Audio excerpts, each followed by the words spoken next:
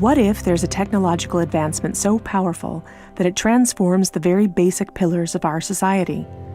A technology which fundamentally influences the way that our economy, governance systems, and businesses function, and could change our conceptual understanding of trade, ownership, and trust.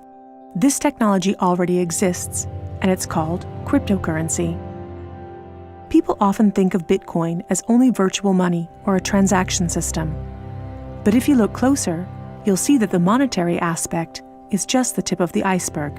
That's because Bitcoin is a groundbreaking internet technology for which money is merely one of the possible applications. Money exists to facilitate trade. Through the centuries, trade has become incredibly complex. Everyone trades with everyone worldwide. Trade is recorded in bookkeeping, and this information is often isolated and closed to the public. For this reason, we use third parties and middlemen we trust to facilitate and approve our transactions. Think of governments, banks, accountants, notaries, and the paper money in your wallet. We call these trusted third parties. This brings us to the essence of Bitcoin. Bitcoin software enables a network of computers to maintain a collective bookkeeping via the internet. This bookkeeping is neither closed nor in control of one party. Rather, it is public and available in one digital ledger which is fully distributed across the network. We call this the blockchain. In the blockchain, all transactions are logged, including information on the time, date, participants, and amount of every single transaction. Each node in the network owns a full copy of the blockchain. On the basis of complicated, state-of-the-art mathematical principles, the transactions are verified by the so-called Bitcoin miners, who maintain the ledger. The mathematical principles also ensure that these nodes automatically and continuously agree about the current state of the ledger and every transaction in it.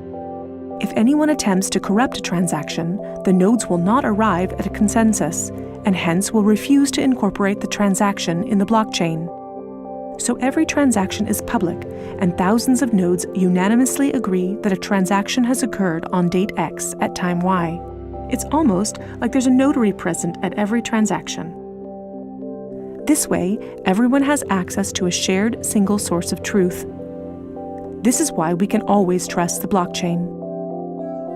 The ledger doesn't care whether a Bitcoin represents a certain amount of euros or dollars, or anything else of value, or property for that matter. Users can decide for themselves what a unit of Bitcoin represents.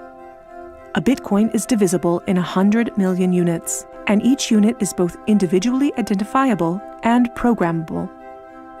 This means that users can assign properties to each unit.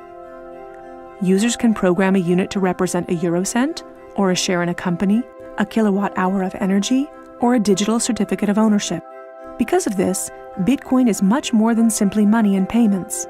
A Bitcoin can represent many kinds of property: 1,000 barrels of oil, award credits, or a vote during elections, for example.